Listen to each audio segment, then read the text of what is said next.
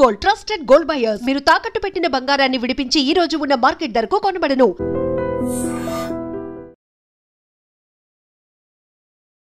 నమస్తే, welcome to I dream talking point with కవిత.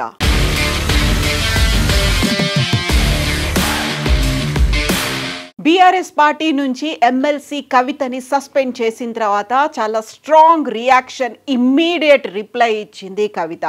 తనని party నుంచి సస్పెండ్ చేసిన తర్వాత ఆ బీఆర్ఎస్ పార్టీకి ప్రాథమిక సభ్యత్వానికి తను రాజీనామా చేస్తున్నట్టుగా ప్రకటించింది.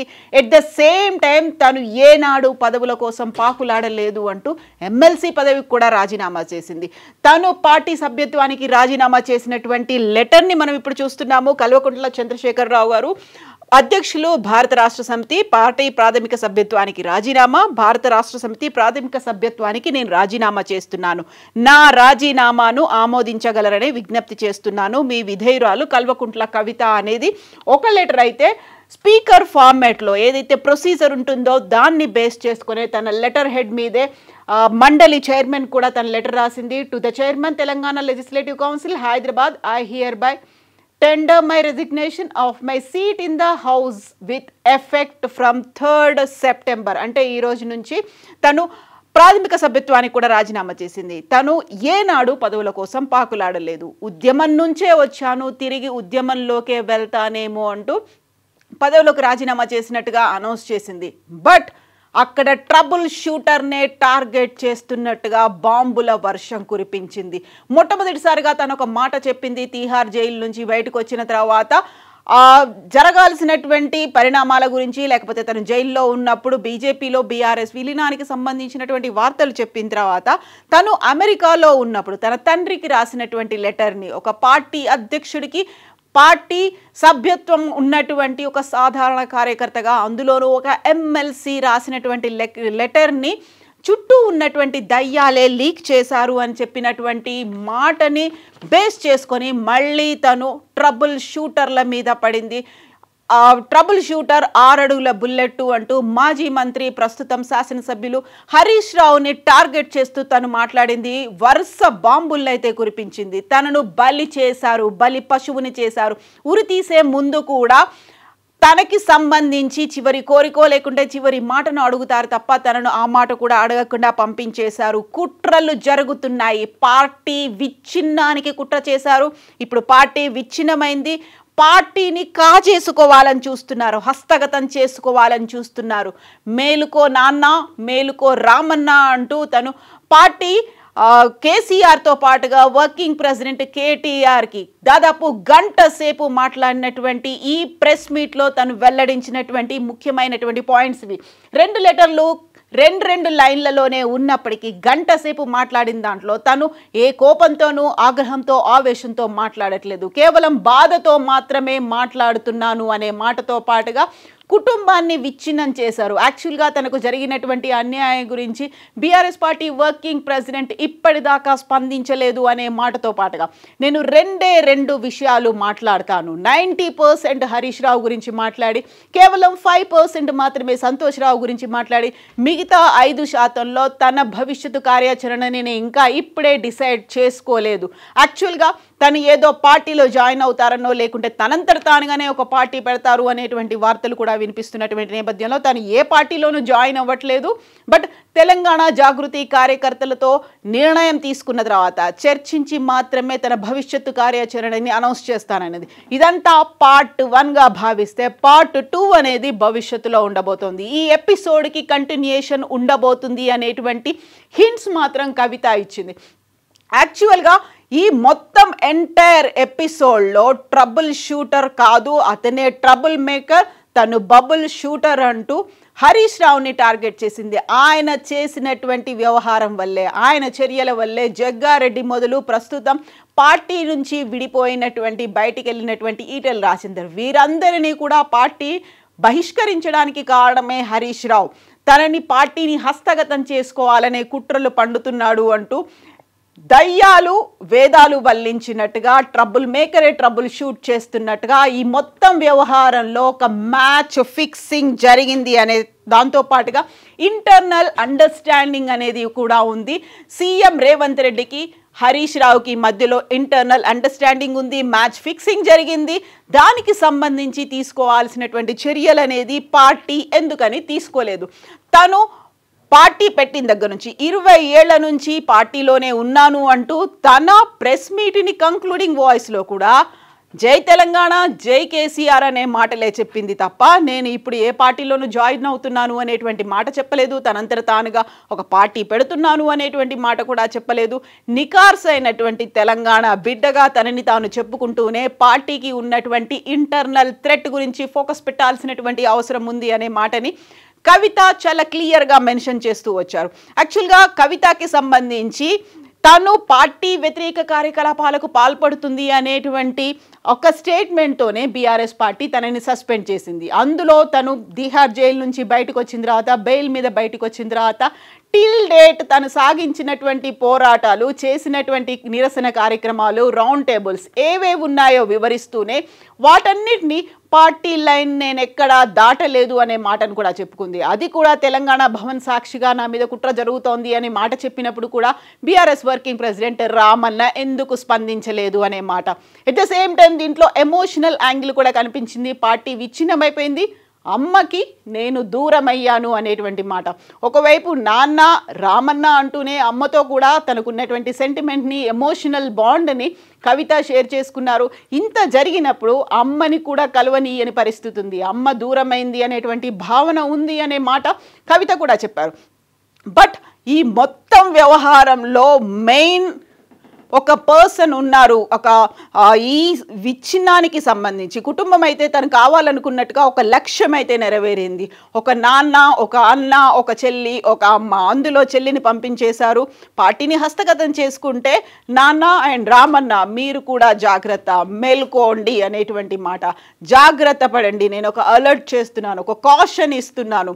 దీంతో పాటుగా కుమ్ముక్కయ్యారు. అటు కేంద్రంతో కావచ్చు, ఇటు రాష్ట్ర ప్రభుత్వాలతో కావచ్చు కుమ్ముక్కయ్యారు అనే మాటని హరీష్ రావు కేంద్రంగా బాంబుల వర్షం కురిపించింది. ట్రబుల్ షూటర్ మీదే గన్స్ ఎక్కుపెట్టి కవిత మాట్లాడింది. ఇక సంతోష్ రావుకి సంబంధించి సంతోష్ రావు ఒక బినామీ లాగా వ్యవహరిస్తున్నారు. విపరీతమైనటువంటి డబ్బులు సంపాదించాడు, అటు అడవుల పేరుతో కూడా తనకి అనుగుణంగా జీవోలు తెచ్చుకున్నాడు అనేటువంటి మాటతో పాటుగా అన్ని డబ్బులు ఎక్కడి నుంచి వచ్చాయో ఒక రకంగా సిస్టమ్స్ని మేనేజ్ చేయడమే కాదు, ప్రభుత్వాలకి సంబంధించి కూడా వాళ్ళకి లోపాయికారంగా ఒక లాబీయింగ్ చేసుకునేటువంటి ఫెసిలిటీస్ కూడా ఉన్నాయి అనేటువంటి మాటని క్లియర్గా చెప్తూనే తను ప్రాథమిక సభ్యత్వానికి అలాగే ఎమ్మెల్సీ పదవికి రాజీనామా చేసినటువంటి కవిత ఈ ఎపిసోడ్ కంటిన్యూ అవబోతోంది అనేటువంటి మాటను కూడా చెప్పింది. సో ఇప్పటికైతే తెలంగాణ జాగృతి పార్టీ కార్యాలయంలోనే మాట్లాడినటువంటి కవిత జాగృతికి సంబంధించి కార్యకర్తలతో తను చర్చించబోతున్నట్టుగా, భవిష్యత్తుకు సంబంధించి ఒక నిర్ణయం తీసుకోబోతున్నట్టుగా తనైతే అనౌన్స్ చేసింది. కాకపోతే కేసీఆర్కి ప్రాణహాని ఏమైనా ఉందా అనేటువంటి ఒక మాటను కూడా తను చెప్పింది. ఎందుకని కేసీఆర్ బయటికి రావట్లేదు, కేసీఆర్ని ఎందుకు బయటికి చూపించట్లేదు, దీంట్లో కూడా మతలబు ఉంది. సీనియర్లు అందరూ కలిసి చేస్తున్నటువంటి పని. కేసీఆర్కి నేను ప్రాణహాని, యాక్చువల్గా నా ప్రాణం పోయినప్పటికి కూడా కేసీఆర్కి హాని జరగాలని నేను కోరుకోను, నాకు ఎందుకంత కోపం ఉంటుంది, ఇది కేవలం బాధ మాత్రమే, కేసీఆర్ ఆరోగ్యాన్ని కాపాడండి అనేటువంటి మాట. అందువల్లే కేసీఆర్ బయటికి రాలేకపోతున్నారు. తరచుగా ఈ మధ్యన హాస్పిటల్స్ చుట్టూ తిరుగుతున్నారు, బోల్డని టెస్టులు అవుతున్నాయన్నప్పుడు ప్రతిసారి కేసీఆర్ ఆరోగ్యానికి ఏమైంది అనేటువంటి ఒక డౌట్ ప్రతి ఒక్కరికి కనిపించేది. ఇప్పుడు అదే మాటని కవిత కూడా చెప్పింది. కేసీఆర్ ఆరోగ్యాన్ని కాపాడండి, ప్రజా సమస్యల్ని తెలుసుకోండి, జాగ్రత్తగా ఉండండి. 6 అడుగుల బుల్లెట్ గాయపరుస్తుంది. ఫస్ట్ బాధితురాలుగా నేను మిగిలాను, నెక్స్ట్ టార్గెట్ టర్న్ మీదే అవబోతోంది. పార్టీని కంప్లీట్గా హస్తగతం చేసుకుంటారు, మిమ్మల్ని బయటికి పంపిస్తారు. ఇప్పటిదాకా జగ్గారెడ్డి మొదలు విజయశాంతి కావచ్చు, రఘునందన్ రావు కావచ్చు, ఈటెల రాజేందర్ ఇలాంటి వాళ్ళందరూ కూడా పార్టీకి దూరం అవ్వడానికి ప్రధానమైనటువంటి కారణం హరీష్ రావు అని చెప్పినటువంటి కవిత కీలకమైనటువంటి వ్యాఖ్యలు, ఒక బాంబుల్ లాంటి స్టేట్మెంట్లను అయితే ఇచ్చింది. మరి ఇప్పటికీ బీఆర్ఎస్ పార్టీ అయితే స్పందించలేదు. యాక్చువల్గా పార్టీకి కాంగ్రెస్ చేస్తున్నటువంటి హాని కంటే, కాంగ్రెస్ నుంచి వస్తున్నటువంటి వ్యతిరేకత కంటే పార్టీలోనే సభ్యురాలు అలాగే కేసీఆర్ కూతురు ఎమ్మెల్సీ అయినటువంటి కవిత వల్లే డేంజర్ ఎక్కువగా ఉంది, ప్రమాదం ఎక్కువగా ఉంది కాబట్టి సస్పెండ్ చేశారు అని పార్టీ సీనియర్లు చెప్తున్నప్పటికీ తను లేవనెత్తినటువంటి వ్యాఖ్యలు ఏదైతే పార్టీలో ఉన్నటువంటి సీనియర్లు, అందులో పర్టికులర్గా హరీష్ రావు, సంతోష్ రావు గురించి చెప్తూనే నాన్న మీద ఉన్నటువంటి ప్రేమను కూడా మరోసారి మళ్ళీ తను అదే ఎమోషన్ని టచ్ చేసింది కవిత. నాన్న దేశంలోనే one and only CM, number 1 CM. అక్కడ ఉన్నటువంటి బీసీల గురించి మాట్లాడారు, బీసీల గురించి పోరాటాలు చేశారు. అయితే అనుకున్నంతగా జరగాల్సినటువంటి న్యాయం జరగలేదు కాబట్టి సామాజిక తెలంగాణ గురించి నేను మాట్లాడాను. బంగారు తెలంగాణ మీరు కావాలి అనుకుంటున్నప్పుడు ఇలాంటి వ్యక్తులు, ఇలాంటి లీడర్ల వల్ల బంగారు తెలంగాణ ఎలా సాధ్యమవుతుంది అనేటువంటి మాట కూడా కవిత చెప్పారు. కాబట్టి అక్కడ తను చేసినటువంటి పోరాటాల గురించి చెప్తున్నారు. ఎట్ ద సేమ్ టైం కుటుంబంలో ఉన్నటువంటి అనుబంధం గురించి చెప్తున్నారు, తను మిస్ అవుతున్నటువంటి వ్యక్తుల గురించి చెప్తున్నారు, నాన్న గురించి, రామన్న గురించి, అమ్మ గురించి కూడా మాట్లాడుతున్నారు. బట్ హరీష్ రావు, సంతోష్ రావు వీళ్ళు మాత్రం అక్కడ ఉన్నటువంటి అట్మాస్ఫియర్ని స్పాయిల్ చేస్తున్నారు అవినీతి మరకలు రావడానికి. అందులోనూ కాళేశ్వరం ప్రాజెక్టుకి సంబంధించి అతిపెద్ద ఎత్తున అవినీతి అక్రమాలు జరిగాయంతో అనడంతో పాటుగా తెలంగాణ రాష్ట్ర ప్రభుత్వం సిబిఐకి ఈ కేసును అప్పగించడం వెనకాల ఆ టైంలో ఎందుకని పెద్ద ఎత్తున నిరసన ప్రదర్శనలు, దిష్టిబొమ్మల దహనాలు, లేకపోతే ఇతర నిరసన కార్యక్రమాలు చేపట్టలేదు? కేవలం నన్ను సస్పెండ్ చేశారు అని చెప్పిన తర్వాత మాత్రమే నిరసన కార్యక్రమాలతో పాటుగా మిగతా సంబరాలు అనేవి ఇంత పెద్ద ఎత్తున ఎందుకు జరిగాయి అనేటువంటి బోల్డ్ అన్ని క్వశ్చన్స్ని అయితే, ప్రశ్నాస్త్రాలనైతే కవిత సంధించింది. ఎట్ ద సేమ్ టైం వేయాల్సినటువంటి బాంబులని, స్ట్రాంగ్ స్టేట్మెంట్స్ని, అలాగే టార్గెట్స్ని మాత్రం కంప్లీట్ చేసింది. బట్ ఇది మాత్రం నానానికి ఒకవైపు మాత్రమే. వీటన్నిటి మీద బీఆర్ఎస్ కూడా స్పందించాల్సి ఉంది. తను అనుకున్నటువంటి 2 మాటలు 2 విషయాలు నేను చెప్తానంటూ గంట సేపు తనలో ఉన్నటువంటి బాధనంతా వెళ్ళగక్కినటువంటి కవిత తనకి ఎలాంటి కోపం లేదంటుంది, మేలుకోవాల్సినటువంటి అవసరం ఉంది అనేటువంటి మాటను మాత్రం ప్రతిసారి పదే చెప్పింది. కుటుంబం విచ్ఛిన్నం అయిపోయిన తర్వాత పార్టీని హస్తగతం చేసుకుంటారు. ఎవరి చేతుల్లో అయితే పార్టీ పురుడు పోసుకుందో వాళ్ళ చేతుల్లోనే పార్టీ లేకుండా చేసే ప్రయత్నం. ఒకవేళ 2023 ఎన్నికల ఫలితాలు కనుక అటు ఇటు అయితే హరీష్ రావు తనకంటూ ఒక వర్గాన్ని, తనకంటూ ఒక ఎమ్మెల్యేల గ్రూప్ని ఏర్పాటు చేసుకునే ప్రయత్నాలు చేశారు. వాళ్ళకి తన ఫండ్స్ను కూడా ఇచ్చారు. యాక్చువల్గా కాళేశ్వరంలో అవకతవకలు జరగకపోతే అంతమంది ఎమ్మెల్యే క్యాండిడేట్లకు ఆయనంతటా ఆయనగా తన డబ్బుల్ని ఎలా ఇస్తాడు? బోల్డ్ అని క్వశ్చన్స్ ఉన్నాయి. అయితే వీటి మీద స్పందించడానికి ప్రస్తుతం హరీష్ రావు అయితే తెలంగాణలో లేరు. తన కూతురు కాలేజ్ అడ్మిషన్ కోసం యూకేకి వెళ్ళారు. అసెంబ్లీలో కాళేశ్వరం గురించి మాట్లాడినటువంటి అదే రాత్రి బయలుదేరినటువంటి హరీష్ రావు ఆ తర్వాత ఇమ్మీడియట్గా జరుగుతున్నటువంటి పరిణామాలు, కాళేశ్వరం అర్ధరాత్రి, సండే అర్ధరాత్రి 2 AM వరకు కూడా కొనసాగింది. తను యూకేకి బయలుదేరి వెళ్ళారు. ఆ తర్వాత కవిత సస్పెన్షన్ జరిగింది. ఆ తర్వాత కవిత ఇలాంటి బాంబుల్ని ప్రయోగించింది, విమర్శనాస్త్రాల్ని ఎక్కుపెట్టింది. ఇప్పుడు హరీష్ రావు స్పందిస్తారా, లేకపోతే హరీష్ బదులుగా మిగతా లీడర్లు స్పందిస్తారా? బీఆర్ఎస్ పార్టీ అధికారికంగా ఒక ప్రకటన చేస్తుందా అనేది చూడాలి.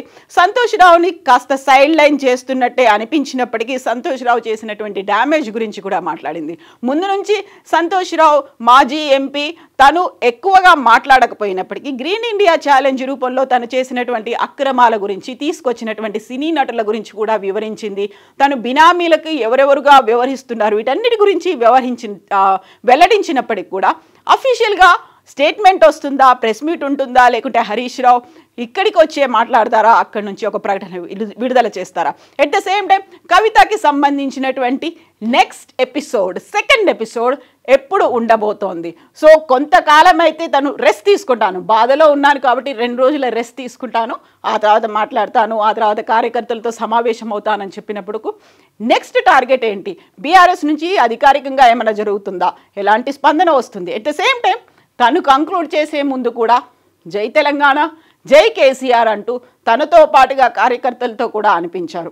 ఓవరాల్గా ఇదొక ఎమోషనల్గా జరిగినటువంటి డ్యామేజ్ మాత్రమే కాదు, జరగాల్సింది చాలా ఉంది. బంగారు తెలంగాణ ఇలాంటి వ్యక్తుల వల్ల రాదు, మీ చుట్టూ ఎవరున్నారో జాగ్రత్త పడండి అనే మాటని రిపీట్ చేస్తూ ఈ ప్రెస్ మీట్ని అయితే క్లోజ్ చేసింది కవిత.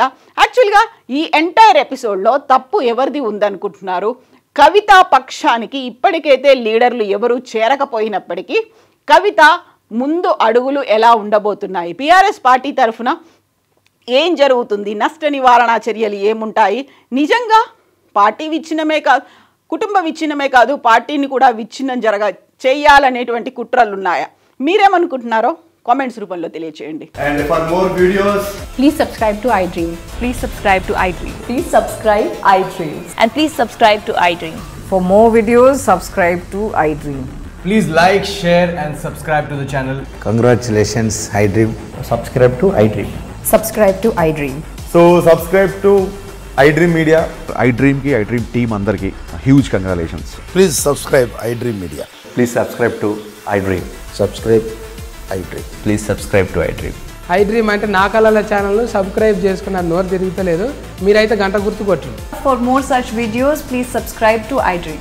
Subscribe to iDream. Please subscribe to iDream. Please subscribe iDream Media. Please do subscribe to iDream. Please subscribe to iDream Media. For best entertainment and information, please subscribe iDream. And don't forget to subscribe to iDream.